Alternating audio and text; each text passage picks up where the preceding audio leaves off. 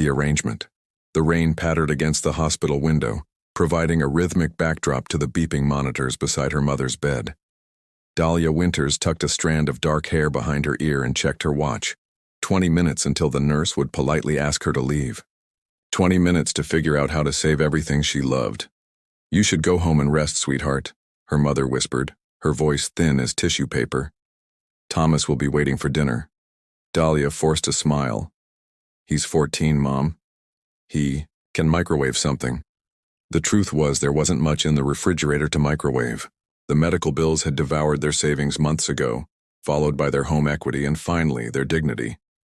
Her photography business, barely launched before her mother's diagnosis, couldn't keep pace with the relentless tide of expenses. "Winters?" A nurse appeared at the doorway. "There's someone here to see you." Dahlia frowned. "Me?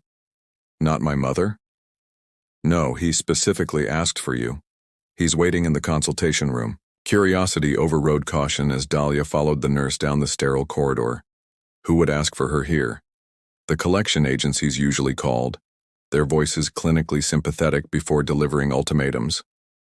The man who stood as she entered. The room wasn't from any collection agency.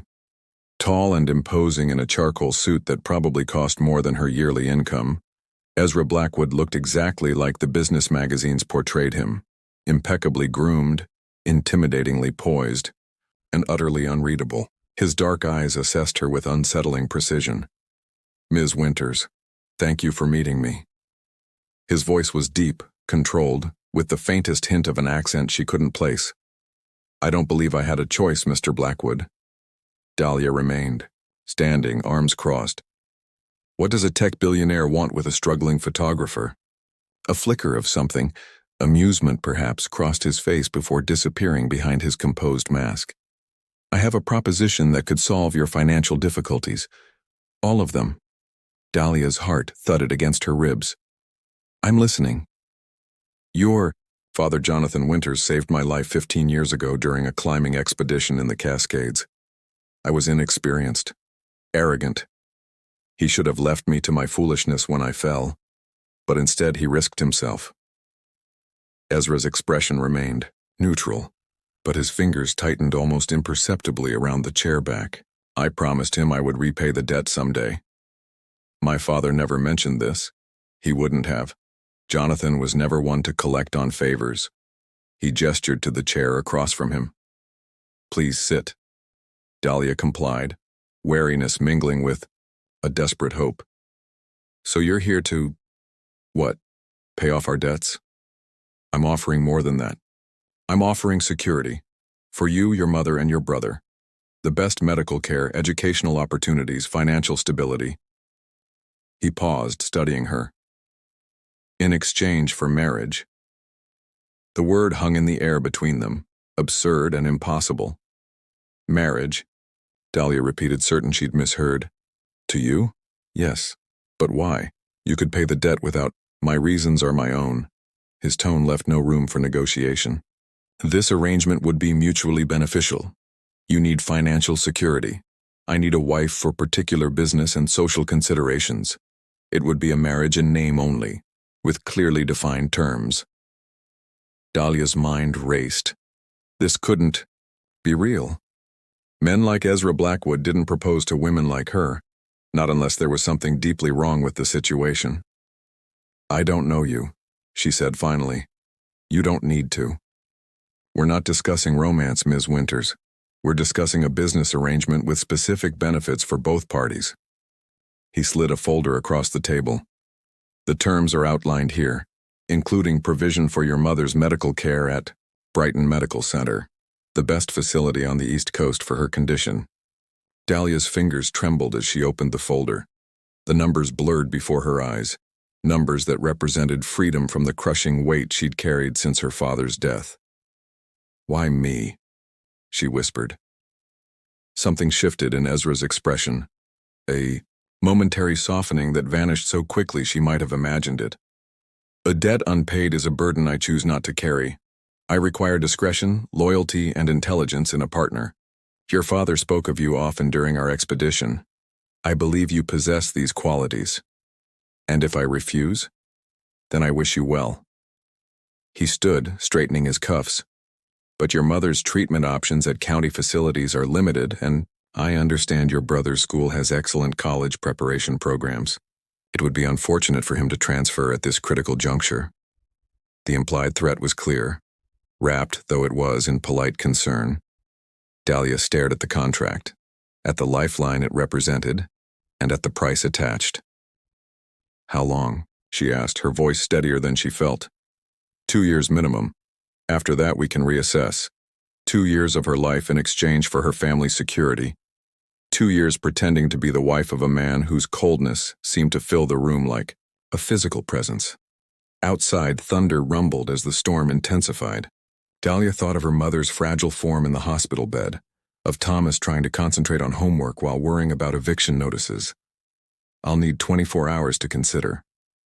Ezra nodded once, reaching into his pocket for a business card.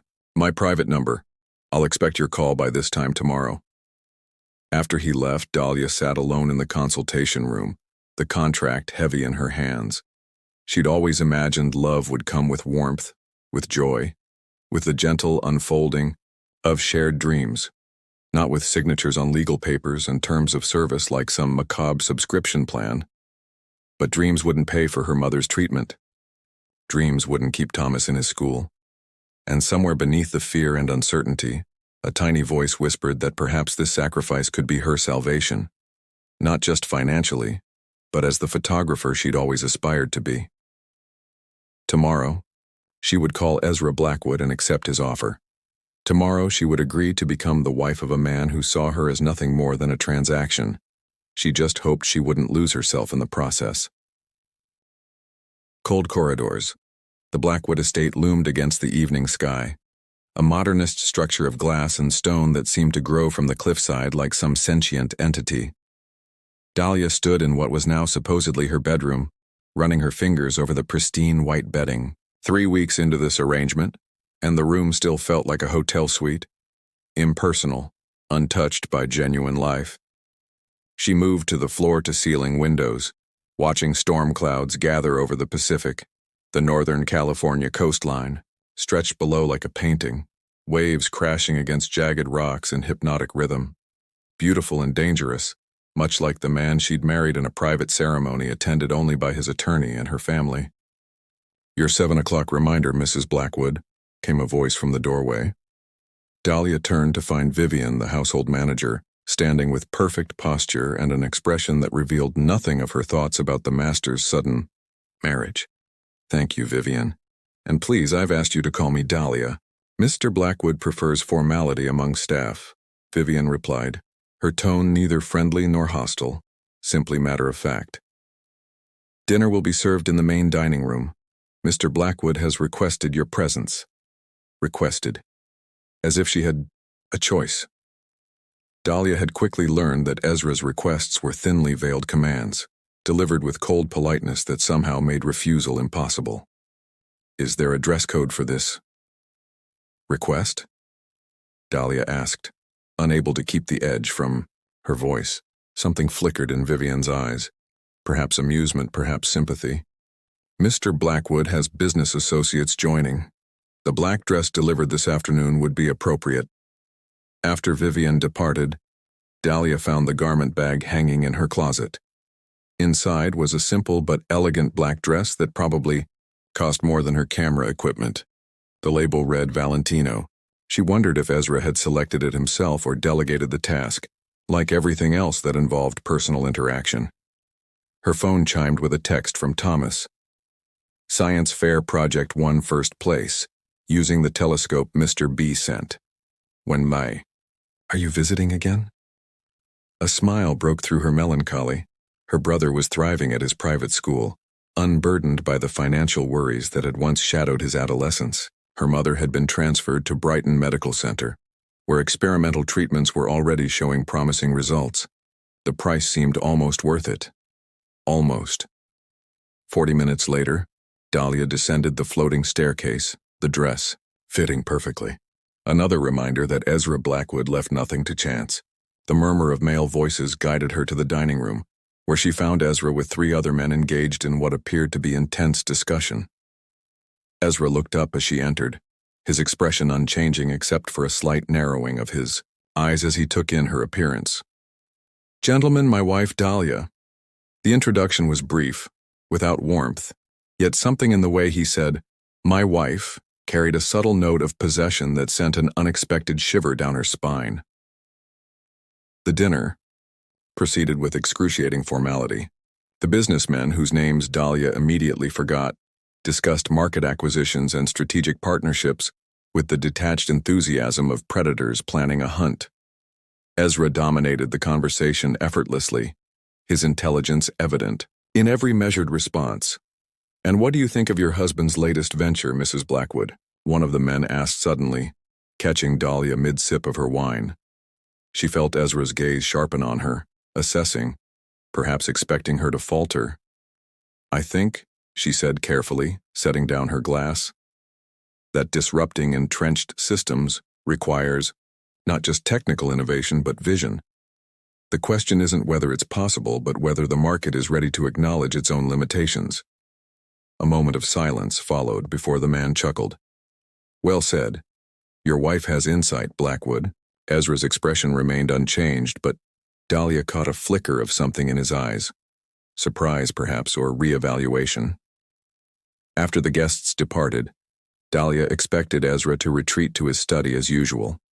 Instead, he lingered in the expansive living room, watching her through the reflection in the windows. "You impressed Harrington," he said finally. "He rarely acknowledges input from anyone outside his circle." Dahlia turned to face him directly. "I read your company's press releases, and contrary to what you might think, I'm not completely ignorant about technology." "I never suggested you were ignorant." He moved to the bar and poured amber liquid into 2 crystal glasses. "Your father mentioned your intelligence often during our expedition. It was one of the reasons I considered you suitable." "How flattering," Dahlia said dryly, accepting the offered drink. To be considered suitable. For a moment she thought she saw the corner of his mouth twitch, almost a smile, quickly suppressed. "You're uncomfortable with direct assessment. Most people are. I'm uncomfortable with being treated like an acquisition rather than a person." The words slipped out before she could stop them, fueled by weeks of isolation and performative existence. Ezra studied her with renewed interest. "Is that how you feel? Acquired? How else should I feel? You bought me, my presence, my compliance, my name, with medical care and financial security. It's a transaction, not a relationship." He took a measured sip of his drink. "A transaction implies equal exchange. I'm not certain I'm receiving equal value." The casual cruelty of the statement stung more than Dahlia expected.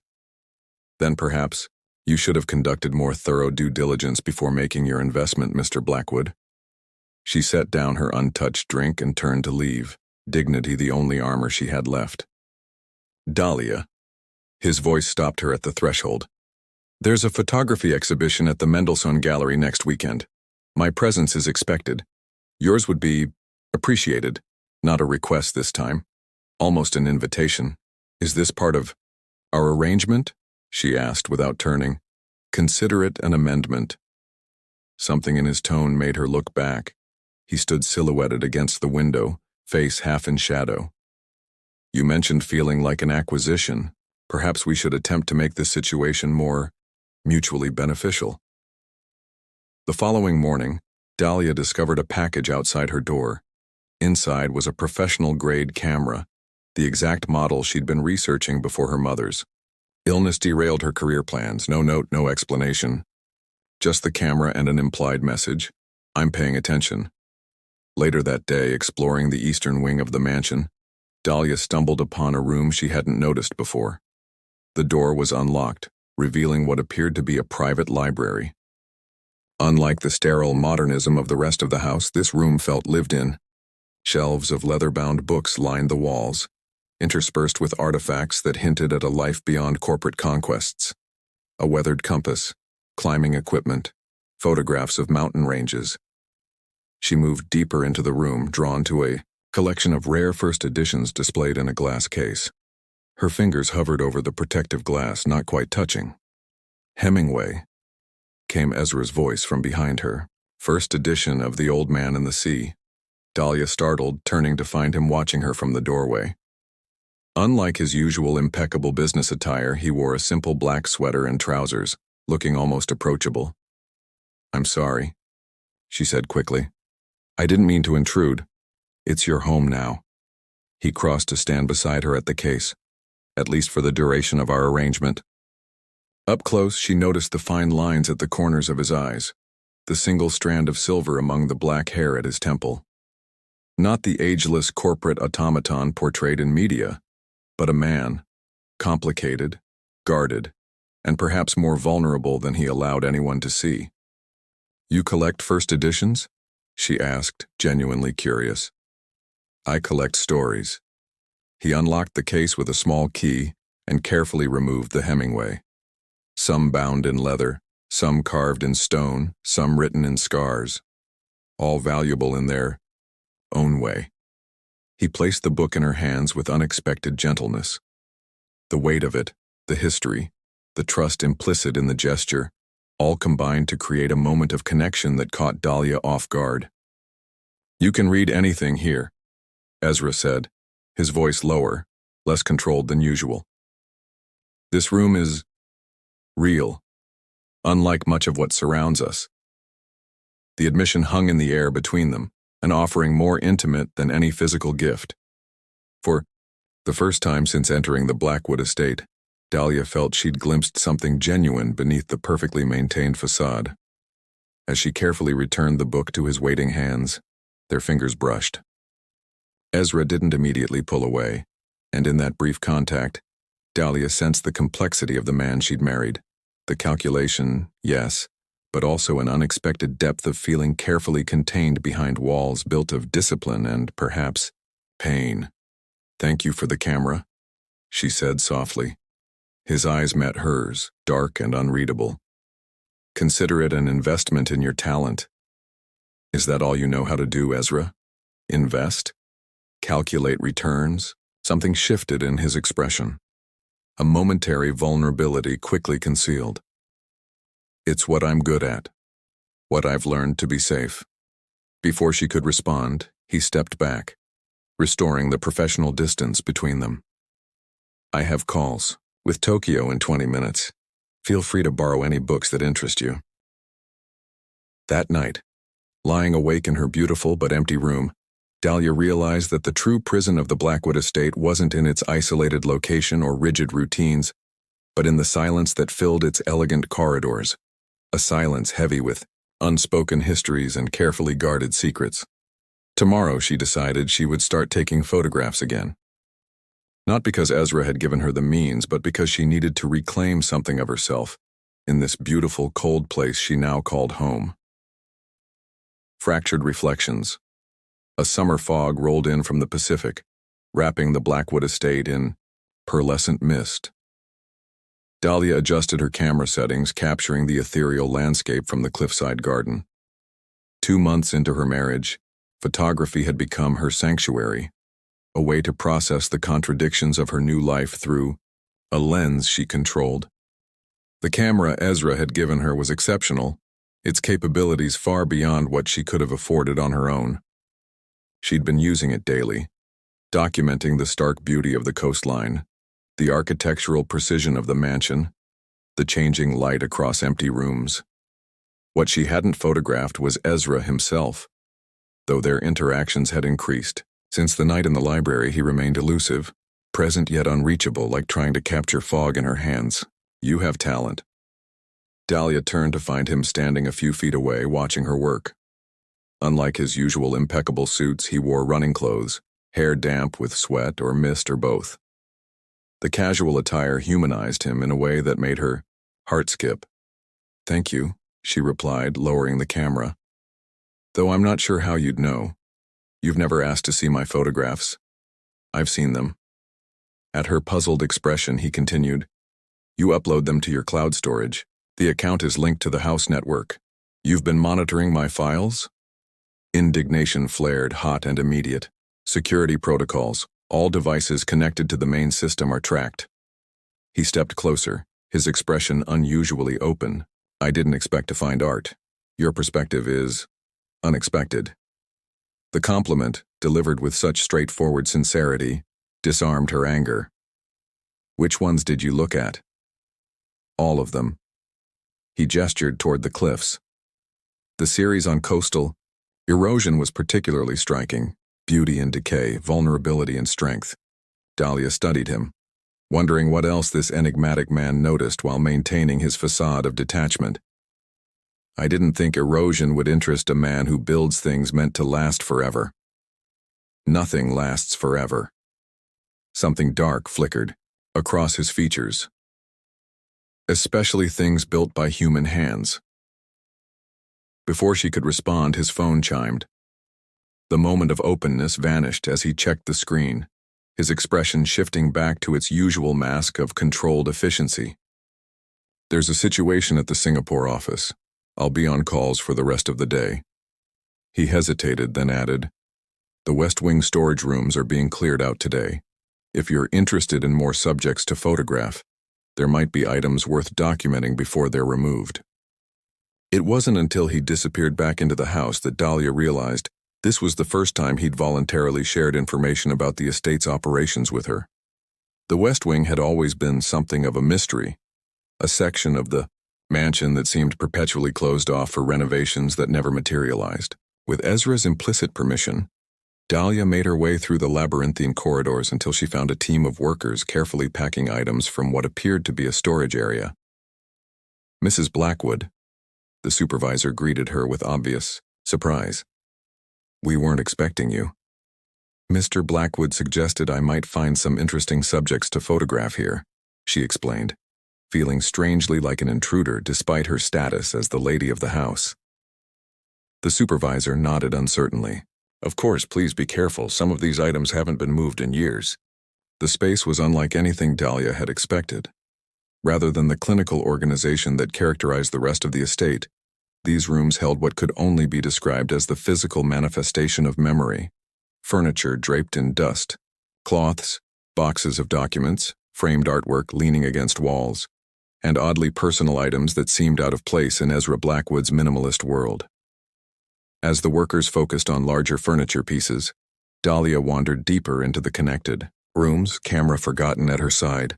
In the furthest chamber, partially hidden behind stacked crates, she discovered a door. Unlike the sleek modern entries throughout the house, this one was older, solid wood with a simple brass knob. Curiosity overrode caution. The knob turned, easily in her hand, revealing a room untouched by the renovation crews, a bedroom frozen in time. Soft blue walls, a hand-painted mural of constellations on the ceiling, bookshelves filled with science texts and fantasy novels. A teenager's room preserved like a museum exhibit. Dahlia stepped inside, heart racing with the sense that she'd stumbled upon something intensely private. Framed photographs on the desk caught her attention, images of a younger Ezra with a girl who shared his dark eyes and serious expression. In one, they stood on a mountain summit, arms around each other's shoulders, rare smiles illuminating their faces. The girl appeared in every photograph, her resemblance to Ezra unmistakable. A sister, surely. But why maintain her room like this, untouched for what must have been years? A leather-bound journal lay on the nightstand, its presence a temptation Dahlia tried to resist. This was crossing a line, invading privacy far beyond accidental discovery. Yet something about the preserved room, the frozen moment in time it represented, pulled at her. Her fingers trembled as she opened the journal to a random page. The handwriting was neat, precise, distinctly feminine. April 15th, 2010, Ezra's taking. Me climbing again this weekend. Says I'm ready for more technical routes now. He worries too much since Mom and Dad died. Tries to protect me from everything. I keep telling him I'm not made of glass, but ever since he became my guardian, he looks at me like I might shatter if he turns away. Sometimes I think he forgets. He's only 23 himself. Barely an adult trying to raise a teenager. His company's taking off, though. I'm so proud of him, even when he's being an overprotective pain. He promised that when I turn 18, We'll climb El Capitan together. Just 2 more years. Dahlia closed the journal, a weight settling in her chest. The sister was no longer here, that much was clear. And something had happened to stop that El Capitan climb from ever taking place. Her name was Eleanor. Dahlia whirled around to find Ezra standing in the doorway, his expression unreadable. She hadn't heard him approach, had no idea how long he'd been watching her. "I'm sorry," she said quickly, replacing the journal. "I shouldn't have." "No, you shouldn't have." His voice was soft, but edged with something dangerous. "But now that you have, you might as well know." He stepped into the room, movements stiff, as if physically pained by the space. She was 16 when she died, rock climbing in the Sierras with me. The simple statement contained worlds of anguish. Dahlia stood frozen, understanding washing over her in cold waves. "She was your sister. After our parents died, I became her guardian. I was building my company, traveling constantly, barely an adult myself. She wanted normalcy, weekend adventures like we'd always had with our father." His gaze fixed on the summit photograph. "I should have said no that weekend. The weather report warned of possible storms. But she was so excited, so determined." "What happened?" Dahlia asked gently. "A sudden storm. Flash flooding in the canyon below. I told her to wait while I secured a different route down." His voice remained controlled, but Dahlia saw his hands trembling. She didn't wait. Tried to descend alone to help another climber who'd been separated from their group. The ledge collapsed under her. By the time I reached her, he trailed off, the unfinished sentence more devastating than any detail could have been. "It wasn't your fault," Dahlia said softly. "Wasn't it?" His eyes met hers, dark with self-recrimination. "I was responsible for her. I knew the risks. I made the wrong call. You couldn't have known. I should have." The words carried the weight of years of self-condemnation. After Eleanor died, I built systems, protocols, contingencies, ways to calculate and minimize every possible risk. In business, in life. Never to be blindsided again. Understanding dawned like a slow, painful sunrise. The coldness, the control, the emotional distance, all armor constructed in the aftermath of devastating loss. "That's why you never smile," Dahlia whispered. "Why you keep everyone at arm's length." Something shifted in his expression, surprise perhaps at being seen so clearly. "Emotional attachment is unpredictable, dangerous. Is that why you wanted a marriage of convenience? A wife who wouldn't expect real connection? I told you from the beginning, this arrangement serves specific purposes, nothing more." Yet something in his tone lacked conviction, as if the words were a mantra repeated so often he no longer questioned their truth. Dahlia stepped closer, her heart racing with newfound courage. "Eleanor wouldn't want this for you, Ezra. This half-life. This don't." His voice hardened. "Don't presume to know what she would want."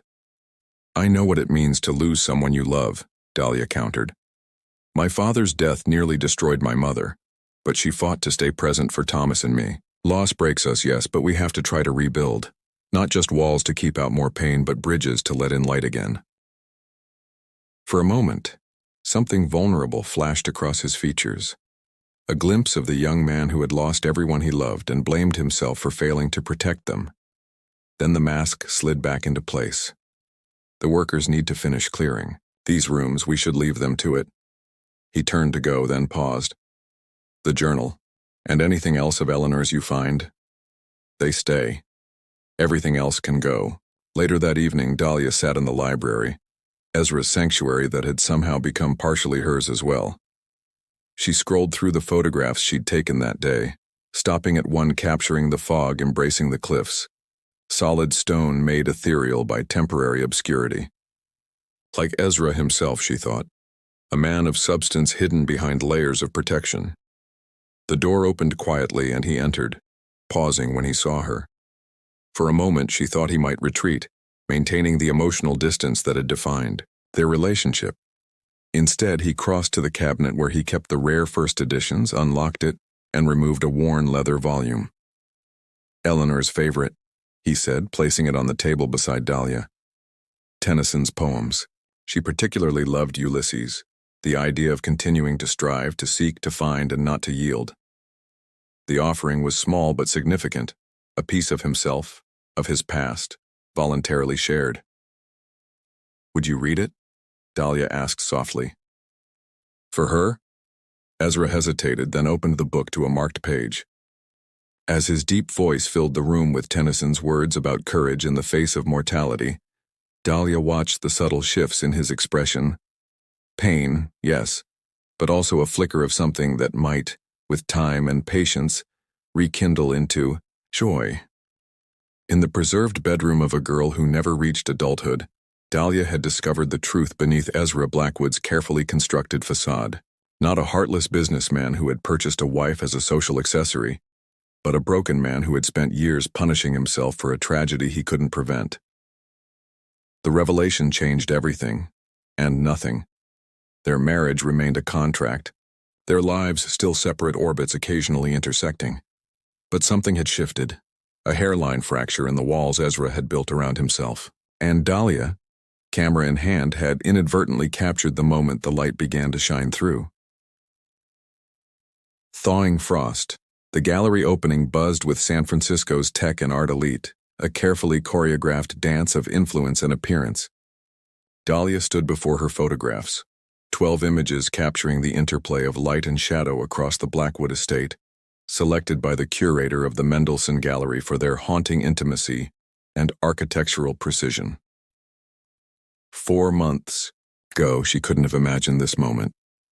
Now, watching strangers discuss her work with wine glasses in hand, Dahlia felt a surreal blend of pride and disbelief. Ezra had made it happen with a single phone call to Julian Mendelssohn, though he'd insisted her talent alone had secured the exhibition. "They're remarkable," came a voice beside her. "Especially this one." Dahlia turned to find a tall woman with silver-streaked hair gesturing toward a photograph of the library at dawn. Morning light filtering through windows to illuminate the spines of ancient books, creating a landscape of knowledge bathed in gold. "Thank you," Dahlia replied, recognizing Patricia Voss, a prominent art critic whose reviews could make or break emerging photographers. "There's an interesting tension in your work," Voss continued, studying the image. "Intimacy without invasion. You capture spaces as if they're breathing entities with secrets to tell." Her shrewd eyes shifted to Dahlia. "Particularly interesting when the space belongs to Ezra Blackwood, who guards his privacy like a dragon hoards gold." Dahlia maintained her composure, aware of the calculated curiosity beneath the critic's praise. Since marrying Ezra, she'd learned to navigate conversations laden with unasked questions and subtle probes for information. "I photograph what speaks to me," she said simply. "Light has no interest in reputation or privacy. It simply reveals what it touches." Voss smiled, apparently pleased with the response. "Well said, Mrs. Blackwood. I look forward to seeing where your lens turns next." She handed Dahlia a business card. "When you're ready to discuss a more extensive exhibition, call me." As the critic moved away, Dahlia felt a warm presence at her back. Ezra, close enough that she could catch the subtle scent of his cologne, yet not quite touching her. "Impressive," he murmured. "Patricia Voss doesn't offer her card to just anyone." Dahlia turned to face him, struck as always by the contradiction he presented in these public settings. Impeccably dressed in a tailored charcoal suit that emphasized his lean strength, expression controlled yet somehow conveying absolute authority. The crowd around them maintained a respectful distance, as if sensing the invisible boundary he projected. "Is that approval I hear, Mr. Blackwood?" she asked, allowing a small smile. Something flickered in his dark eyes. Amusement, perhaps. Since the discovery of Eleanor's room 6 weeks ago, these moments had become more frequent. Brief connections, small acknowledgments of the understanding growing between them. "It's observation," he replied, but the usual coldness was absent from his tone. "You navigate these waters with natural grace. It's unexpected." Before Dahlia could respond, Julian Mendelssohn appeared, accompanied by a man whose aggressive confidence immediately set her on edge. "Ezra," Finally dragged you to one of my events, Julian exclaimed, genuine warmth in his voice. Have you met Harrison Wells? He's been eager to speak with you. The name registered immediately. Harrison Wells, tech investor, notorious for hostile takeovers and stripping companies for patents before discarding the remains. His interest in Ezra's company had been rumored for months. Mr. Blackwood, Wells said, extending his hand with practiced charm. Your wife's talent is remarkable. Almost as impressive as your Q3 neural interface developments. Ezra's posture shifted subtly, a nearly imperceptible tensing that Dahlia had learned to recognize as wariness. Mr. Wells, I wasn't aware you had an interest in photography. I have interest in valuable things, Wells replied, his gaze sliding to Dahlia with an assessment that had nothing to do with her artistic merit. And in the people who possess them. The implied threat hung in the air between them. Dahlia watched Ezra's expression cool to the impenetrable mask she'd first encountered in the hospital consultation room months ago. If you'll excuse us, Ezra said with perfect politeness that somehow conveyed absolute dismissal. I promised my wife a tour of the East Gallery. His hand settled at the small of her back, guiding her away. The first time he had touched her, in public, the warmth of his palm through the silk of her dress sent an unexpected shiver along her spine. Harrison Wells is dangerous, Ezra said quietly, once they were beyond earshot. He's been attempting to acquire controlling interest in Blackwood Tech through shadow companies and proxy investors. Dahlia glanced back at Wells, who watched them with predatory interest. Why tell me this? Business matters haven't exactly been part of our arrangement. Ezra's gaze met hers, unexpectedly intense. Because I find myself trusting your perspective. The admission seemed to cost him something. A small breach in the walls he maintained even after revealing Eleanor's story. Dahlia felt the weight of it, the significance.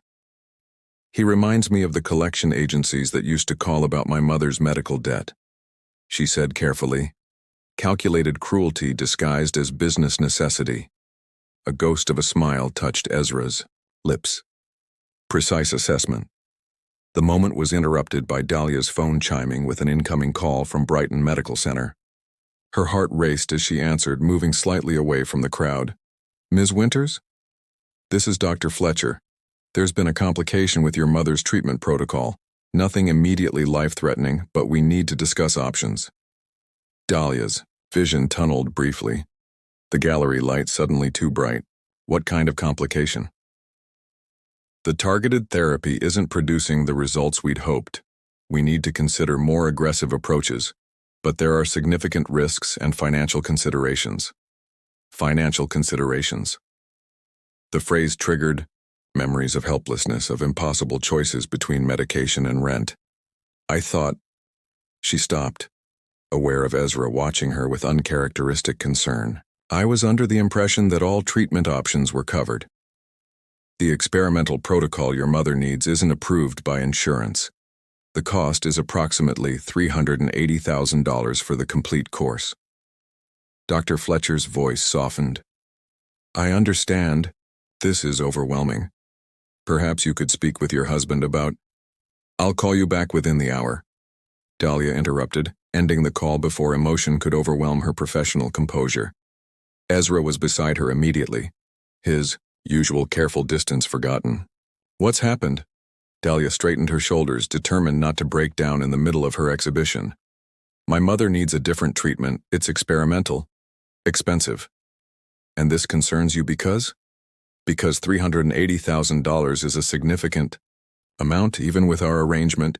Understanding dawned in his expression, followed by something that looked surprisingly like hurt. Did you think I would deny the treatment? Our agreement covers her existing medical care. This is different. Dahlia. He spoke her name with unexpected gentleness.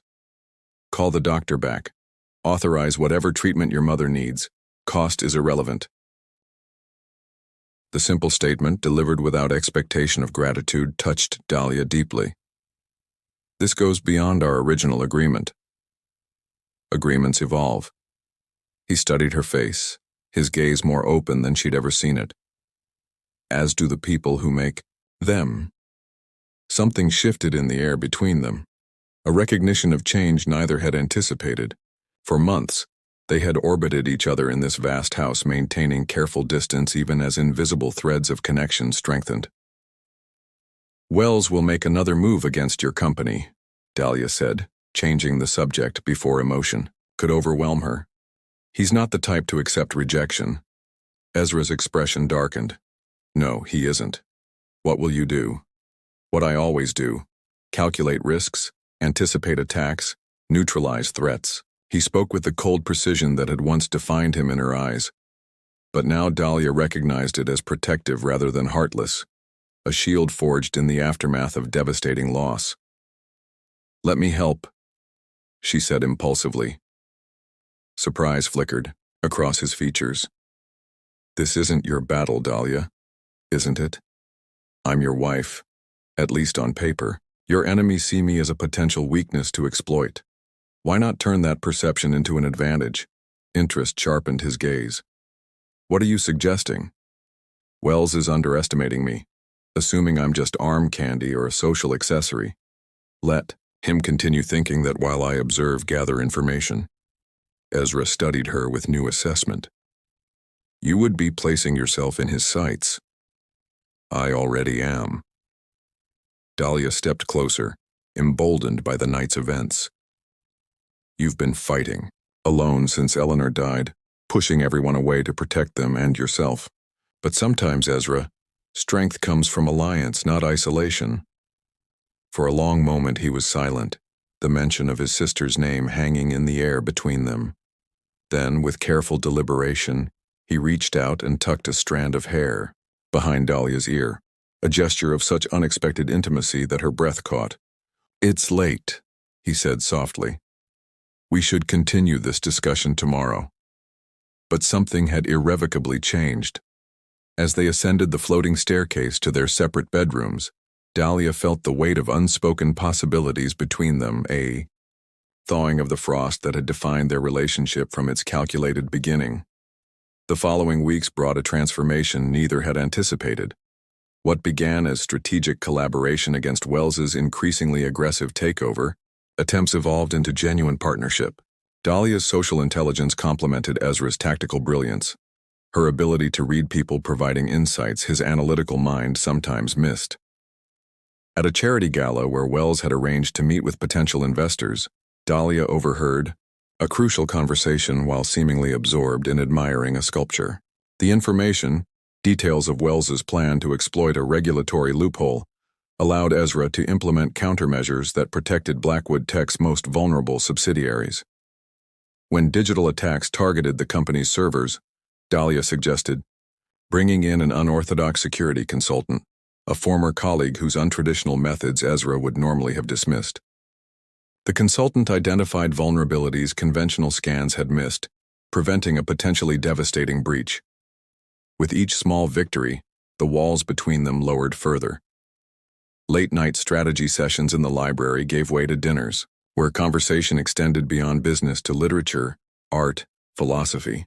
Ezra began sharing stories of Eleanor, not just her death but her life, her dreams, her fierce intelligence that had pushed him to be better. In turn, Dahlia spoke of her father, of the passion for photography he had instilled in her before. His sudden heart attack left her family adrift. She described Thomas's determination to become a doctor, inspired by their mother's illness, and her own abandoned dreams of photojournalism. "Why abandoned?" Ezra asked one evening as they sat on the cliffside terrace, the sunset painting the ocean in impossible colors. "Practicality," Dahlia replied, swirling the wine in her glass. "After Dad died, there was no room for uncertain career paths. And now?" She looked at him, struck by the genuine interest in his expression. "Now I'm the wife of a billionaire, exhibiting photographs in prestigious galleries. Hardly the struggling photojournalist documenting global crises. You could be both." His voice was quiet, thoughtful. "The foundation funds several international humanitarian organizations. They could use someone with your eye, your sensitivity, to human stories." The offer, casually extended yet profoundly significant, rendered Dahlia momentarily speechless. You would support that? Why wouldn't I? Because our arrangement was clear. A marriage of convenience, not... She trailed off, uncertain how to define what had been growing between them. Ezra's gaze held hers, more open than she'd ever seen it. As I said before, arrangements evolve. Before she could respond, his security chief appeared, expression grave. Mr. Blackwood, we have a situation. Harrison Wells has just announced a tender offer for controlling interest in Blackwood Tech. He's leveraged the pension fund of Aurora Industries to finance it. Aurora Industries, a manufacturing company employing thousands, whose workers would lose retirement security if Wells stripped its assets. The calculated cruelty of the move was breathtaking. Ezra's expression hardened, but not into the cold mask Dahlia had once feared. Instead, she saw controlled determination, strategic focus, and beneath it, the moral center that had always existed beneath his protective armor. Prepare the conference room, he instructed. Call the board, and contact Judge Harriman at the Securities Commission. It's time to end this. As the security chief departed, Ezra turned back to Dahlia. I need to handle this. We need to handle this, she corrected quietly. Something shifted in his expression, surprise giving way to something deeper, more profound. For the first time, since she'd met him, Ezra Blackwood smiled, a real smile that transformed his face and reached his eyes. Yes, he said simply. We do. As they walked back into the house together, shoulders nearly touching, Dahlia realized that the man who had once seemed as cold and impenetrable as the glass and stone structure they inhabited had become as familiar to her as her own heartbeat, not through the legal contract that had brought them together, but through the shared battles, quiet conversations, and gradual revelations that had built an unexpected bridge between two wounded souls. The frost had thawed, revealing something neither had been looking for, something neither had believed themselves capable of risking again. Rewritten stars, the boardroom of Blackwood Tech's San Francisco headquarters hummed with tension.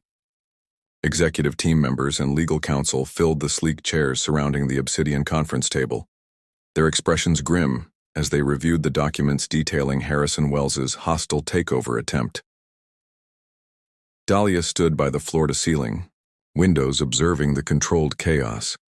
6 months ago, she would have felt like an imposter in this room of power players. Now, watching Ezra command the space with quiet authority, she recognized her own place in this unexpected battle, not as an ornament or a business arrangement, but as a true partner. Wells has overplayed his hand, Ezra was saying, his voice steady as he addressed the anxious board. Using Aurora's pension fund as leverage isn't just aggressive, it's potentially illegal. Securities Commission Judge Harriman has already expressed concern about the financial engineering involved. But the tender offer has attracted significant interest, the CFO pointed out. Share price is climbing. If we wait too long, we won't wait, Ezra interrupted, his gaze finding Dahlia across the room. Something passed between them, silent. Communication born of months working side by side. Mrs. Blackwood has identified an opportunity we hadn't considered. All eyes turned to Dahlia. 6 months of navigating the corporate world at Ezra's side had taught her to meet such scrutiny with composed confidence. Wells has been so focused on acquiring Blackwood Tech that he's neglected his own vulnerabilities, she explained, moving to the table, specifically his involvement with Meridian Capital's collapse last year. She placed a folder on the table, sliding it toward the head legal counsel. 3 former Meridian employees were willing to speak on record about Wells's role in stripping assets before the company declared bankruptcy. The Securities Commission has been looking for this evidence for months. The lawyer opened the folder, eyebrows rising as he scanned the contents. How did you get this? Dahlia smiled slightly. One of the photographers at my exhibition last month was married to Meridian's former operations director. Apparently, they've been waiting for someone to ask the right questions. The revelation sparked a flurry of activity. Lawyers making calls, PR teams drafting statements, strategy being recalibrated in real time. Through it all, Ezra remained at the center, calm and focused, occasionally glancing at Dahlia with an expression that made her heart race despite the professional setting. 3 hours later, they had a counterattack ready. Evidence of Wells' financial manipulation would be delivered to the Securities Commission, while Blackwood Tech would launch a rescue bid for Aurora Industries to protect the pension fund and workers' interests. As the meeting concluded, executives filed out with renewed purpose. Dahlia remained by the windows, watching fog roll in to embrace the city skyline. "You continue to surprise me," Ezra said, joining her at the window. "Is that still possible after 6 months?" she asked, turning to face him. "Increasingly so." He studied her face with an intensity that had once made her uncomfortable, but now felt like recognition. "You've transformed everything." The simple statement carried weight beyond its words, acknowledgement of changes neither had anticipated when signing their calculated arrangement. "We should get back to the house," Dahlia said after a moment. "It's been a long day." The coastal drive was quiet, both lost in thought as they wound along cliffside roads shrouded in mist. By the time they reached the Blackwood estate, evening had fallen, the modernist structure illuminated against the darkening sky. Dahlia paused in the entryway, struck by how different the house felt now compared to her first overwhelming weeks. What had once seemed like a beautiful prison now felt like, not quite home, but something approaching it. "I received a call from Dr. Fletcher this morning," she said as they moved into the living room. "My mother's latest scans show remarkable improvement. The experimental treatment is working." Ezra's expression softened with genuine pleasure. "That's excellent news." "She asked about you," Dahlia continued, slipping off her heels and curling into one of the sleek couches. "She'd like to meet the man who made her recovery possible." "Her recovery is due to medical science and her own strength," he replied, loosening his tie. "I merely provided access." "That's not how she sees it." "That's not how I see it either." He paused, seeming to consider her words. "I'd be happy to meet her when she's feeling stronger." The simple acceptance marked yet another evolution in their relationship, another wall lowered, another step toward something neither had named. "I've been thinking," Ezra said after a moment, pouring 2 glasses of whiskey and handing one to Dahlia, "about what happens when our 2 years are complete." The question Dahlia had been carefully avoiding rose between them. Their contract had specific terms, 2 years minimum, after which they could reassess. In 4 months, that milestone would arrive. "Have you?" she asked, working to keep her tone neutral despite the sudden acceleration of her pulse. "We've built something unexpected." He sat beside her, close enough that she could feel the warmth of him. "Something valuable beyond the original parameters." "A successful partnership against corporate raiders?" Dahlia suggested, deflecting. With humor to hide her uncertainty, Ezra's gaze remained serious. "More than that." The weighted silence that followed held possibilities neither had dared articulate. Their relationship had evolved from cold business arrangement to effective partnership, to something deeper, more complex. Friendship, certainly. Mutual respect? Definitely. But also moments of connection that suggested capacity for more. "Are you proposing, Ezra?" Dahlia finally asked, setting down her untouched drink. "A contract extension with amended terms?" Something flickered in his eyes. Hurt, perhaps, at the deliberate reduction of their relationship to business language. "Is that how you still see us, a contract?" The unexpected vulnerability in his question caught her off guard. This man, who had calculated every aspect of his existence since losing his sister, was asking her to define something that defied calculation. "I don't know what we are," she admitted softly. "We started as a transaction, became allies, partners, friends, but there's always been an expiration date hovering over everything." What if there wasn't? The question hung in the air between them, breathtaking in its simplicity and its implications. Before Dahlia could respond, Ezra's phone rang, the specific tone indicating his security team. His expression shifted immediately to alert focus as he answered. "When?" he demanded, standing abruptly. "Lock down all systems, I'm on my way." Dahlia rose as well, concern replacing confusion. What's happened? Wells has launched a cyber attack on our primary servers, Ezra explained, already moving toward his study. He's trying to access proprietary research before the Securities Commission can act on our evidence. The next hours passed in a blur of crisis management, calls with security teams, emergency protocols activated, developers working to protect valuable intellectual property from digital theft. Through it all, Dahlia remained at Ezra's side, offering support, perspective, and occasional necessary reminders to eat and rest. Dawn was breaking when they finally received confirmation that the attack had been contained, critical systems secured, and evidence of Wells's criminal methods safely delivered to authorities. It's over, Ezra said, exhaustion evident in his voice as he ended the final call. They had moved to the library hours earlier, the space that had witnessed the first real connection between them, now serving as command center for their defensive operations. Not quite, Dahlia corrected gently. But the worst is past. She studied him in the soft morning light filtering through the windows, his usually immaculate appearance disheveled, dark hair falling across his forehead, shoulders carrying the weight of responsibility for thousands of employees whose livelihoods depended on his company's survival. You should rest, she said, touching his arm lightly. His hand covered hers, keeping it in place. We were in the middle of an important conversation before we were interrupted.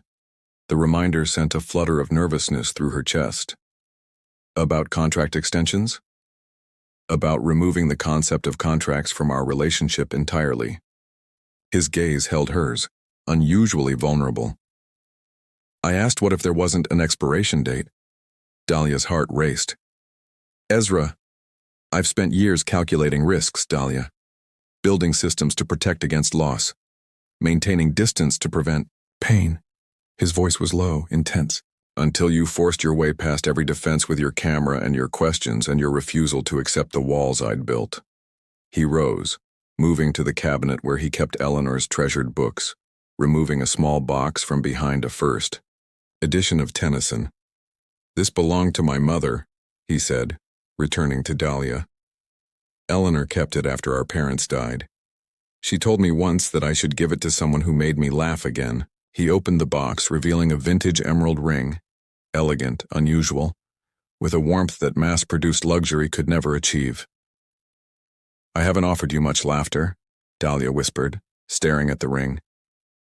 You've given me something more valuable, perspective, purpose beyond success, reasons to lower my defenses. He met her gaze directly. I'm not asking for a contract extension, Dahlia. I'm asking if you would consider a real marriage. Not of convenience or calculation, but of choice. The proposal, so different from the cold business arrangement that had brought them together, rendered her momentarily speechless. This man who had once seemed as unreachable as the moon was offering her his carefully guarded heart. You once told me emotional attachment is dangerous, she said finally. It is. A small, genuine smile touched his lips. So is climbing mountains. So is loving anything mortal and impermanent. Eleanor understood that better than I did. He glanced at the Tennyson volume. To strive, to seek, to find, and not to yield, even to fear. Dahlia stood, moving to the windows where dawn painted the ocean in rose gold. 6 months ago, she had married a stranger to save her family, expecting nothing but financial security in return. She had entered his cold, beautiful house as a transaction, a means to an end. Now, watching the morning light transform the cliff she had photographed countless times, Dahlia recognized that something equally transformative had happened to them both. The ice surrounding Ezra's heart had thawed. The uncertainty shadowing her future had lifted. Together, they had built something neither had been looking for. Yes, she said simply, turning back to him. The single word changed everything. Ezra crossed to her with purpose, taking her face in his hands with a gentleness that belied his strength. When he kissed her, it wasn't the careful, controlled action of a man who calculated every risk. It was the passionate response of someone who had finally chosen to embrace life's beautiful uncertainties. Later that morning, as they stood on the cliffside terrace overlooking the endless horizon, Ezra's arm around her waist and his mother's ring on her finger, Dahlia thought about the strange path that had led them here, from desperate arrangement to genuine love, from transaction to transformation. "What are you thinking?" Ezra asked, pressing a kiss to her temple. "That some stars aren't fixed," she replied, leaning into him. "They can be rewritten." His arms tightened around her, and for the first time since Eleanor's death, Ezra Blackwood laughed with genuine joy. The sound carrying across the cliffs, into the warming air, toward a future neither of them could have calculated, but both had helped create. In the mansion behind them, morning light streamed through windows into rooms that had once felt empty, despite their beauty. Now those same spaces held something more valuable than perfect design or expensive furnishings. They held possibilities, memories in the making, the promise of a life built not on cold calculation or desperate necessity, but on the most unexpected foundation of all, a love that had emerged from the very arrangement designed to prevent it. The price of redemption, it seemed, was simply the courage to risk one's heart again. And standing there in the strengthening sunlight, both Dahlia and Ezra knew it was a price worth paying.